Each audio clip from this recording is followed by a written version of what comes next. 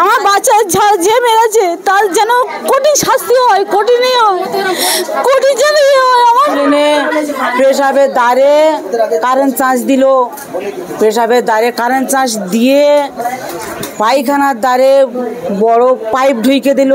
আমার অপছন্দ হচ্ছে, আমার বাচ্চা আমার কাছে ছিল, আমার বাচ্চা এলো, আমার বাচ্চা ওরাই চুরি করলো আমার বাচ্চা, আর আমার বাচ্চার নাম করে ওরা নিয়ে দিয়ে মেরে ফেলে দিল। আমার ননদের যখন অপারেশন হয় তখন আমি এসে ছিলাম এখানে। তা একদিন এখানে দাউদ বাড়ি ছিল, একটা দাউদ বাড়ি গিয়েছিলাম। আর সব বলছি এখন দাউদ বাড়ি আমরা চলে গেছি, আর ও সকালবেলা ওর মায়ের কাছে চলে গিয়েছিলো, আর দুটো ছেলে নাকি এখানে চুরি করতে এসেছিলো। চুরি করতে আসার পরে একটা লোক দেখা পেয়েছে, সে দেখা পেয়ে বলেছিল যে তোরা এখানে কী করছিস? বলে আমরা এখানে লেবু চুরি করতে এসেছি। তা লেবু চুরি করে তারা চলে গেছে। তা চলে যাওয়ার পরে এবারে আমরা ওখানে আর দেখিনি যে ওই দরজা খোলা আছে না আছে, দেখিনি। তারপরে বিকেলবেলা একটা লোক ধান ডাকে, সেখানে ধান ডাকার পরে ওই ঘরে ধান ডাকে। তা ওই ঘরে ধান ডাকার পরে ছেলেটাকে ধান নিতে এসছে, দেখে দরজা খোলা। তা আমার একটা ননদের মেয়ে আছে, তাকে ডেকেছিল। পুলিশ কজন এসেছিল? পুলিশ 6-7 জন এসেছিল। বলছি সব বলবো। এবারে ওখানে ধান নিতে আসার পরে ওরা দরজা খোলা দেখে আমার ডেকেছে, আমার দুজনকে ডাকা হয়েছিল। ডাকা হওয়ার পরে এবারে সোনাগুলো দেখে, সোনাগুলো সব ছড়িয়ে আছে, ঘর দোর সব উজল পাজল করা আছে। তারপরে উনি কাউকে না, পুলিশকে না খবর দিয়ে আমরা প্রথম খবর দিয়েছি, যাদের সোনা তাদের খবর দিয়েছি প্রথম। ওনার চাচাদের প্রথম খবর দেওয়া হয়েছিল। খবর দেওয়া হওয়ার পরে এবারে ওরা আসার পরে যে ছেলেগুলো চুরি করে তারা ধরে। তারপরে এই তোমার রাত 11টা বেজে গেছে, ছাড়েনি তাদের। তার বাপ পুলিশ নিয়ে এসছে।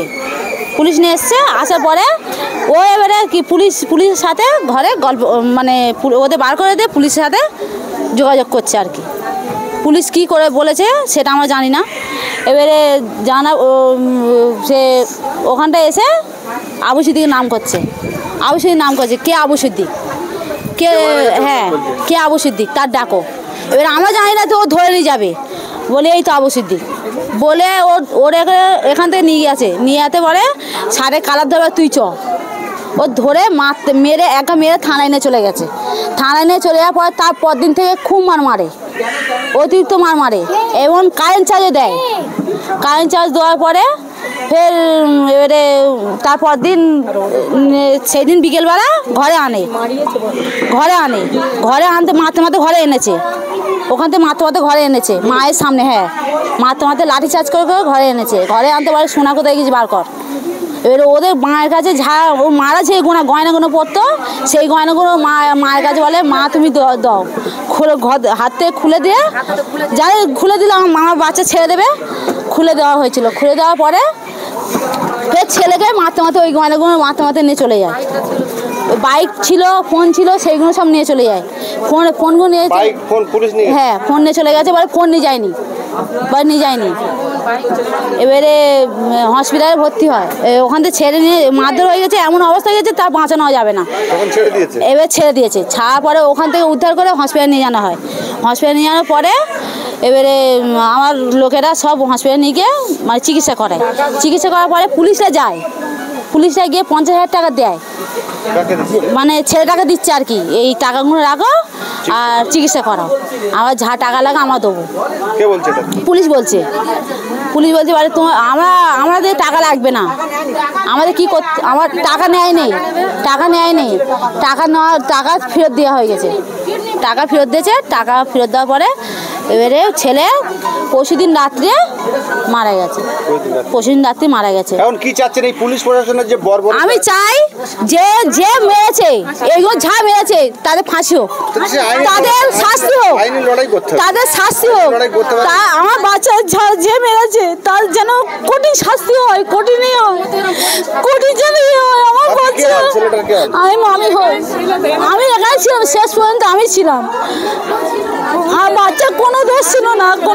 পুলিশ প্রশাসনকে শাস্তি দিতে গেলে আইনের লড়াই করতে হবে। লড়াই করবেন তো? হ্যাঁ করবো, 100বার করবো। আমার ঘটনাটা আমার ভাবি অপারেশন হতে গিয়েছিল। আমরা সব ওই বাচ্চা আমার ভাইপোটা ও নার্সিংহোমে ছিল। নার্সিংহোমে থাকলে আমরা সব এসেছি, ঘোড়াদলে নেমেছি, ও এখানে এসেছে, এসে দেখে না যে ঘরে আমার চাচতো ভাইটা ইয়েতে চাঁদ ধুতে এসেছিলো। চাঁদ ধুতে এসে ঘরের গেটটা খুলে দেখেছে যে ঘরের দোর আদেউড়ো। তারপরে ঘরের দোরটা খুলে দেখে না, আমার ভাইজি দেখেছে, বলে কী অবস্থা, বলে গিয়ে দেখে না ওই সব অবস্থা হয়ে গেছে। তা সে আমার খুব ভাইপোটা খুব ভালো ছিল, কোনো দোষী নয় ও। আর ও কেন পুলিশের সাজা শাস্তিটা দিল, ভালো ছিল। পুলিশ তুলে নিয়ে গেছে। আমাদের ফাউরি মারতেছে, আমাদের মারতে আসতেছে বাড়ি বাড়ি। আমরা কিছু ঢোলা না, অফিসারের নাম জানি না। সেটা প্রথমে তুলে নিয়ে গিয়ে মারধর করেছে। না, বলেছে যে ছেলেটার আমরা ডাকো, তা আমরা ডেকেছি। তা বলতেছে বলে এই ছেলেটা নিয়ে চলে যাচ্ছে। তা কেন নিয়ে যাচ্ছ? না আমরা আসছি, ওর এক্ষুনি পেয়ে দেবো বলে নিয়ে ওই চলে গেল। এখন 3টে ছেলে যে চুরি করেছে তাদের ধরেছি, তাদের ধরলে তারা এখন মেনে গেছে যে আমরা জিনিসপত্র সব বার করে দেবো, এবারে তার ছেলে মারা সব বলে আমরা বিষ্ণুপুরের ছেলেরা রেখেছে, তা বিষ্ণুপুরতে আমরা মালটা এনে দেবো। তা বিষ্ণুপুরে মালটা তাই হেঁটে যাবে না, তো গাড়ি আসবে, তো গাড়ি এলে তবে তো যাবে। এবার তারই মধ্যে সিপাহি পুলিশ এলে চুরিটা কি হয়েছিল? হাতের বালা, সোনার সব চেন, ঝুমকো, মাগড়ি, অনেক কিছু, অনেক মোটামুটি জিনিসপত্র। জিনিসগুলো কাদের ছিল? আমার কচি ভাজের। যাদের জিনিস চুরি করলো তাদের মেরেছে। আমার ওই একটাই ভাইপো। আর মার সঙ্গে একটু মায়ের সঙ্গে কথা বলে নেবো। ছেলেটার নাম কি ছিল?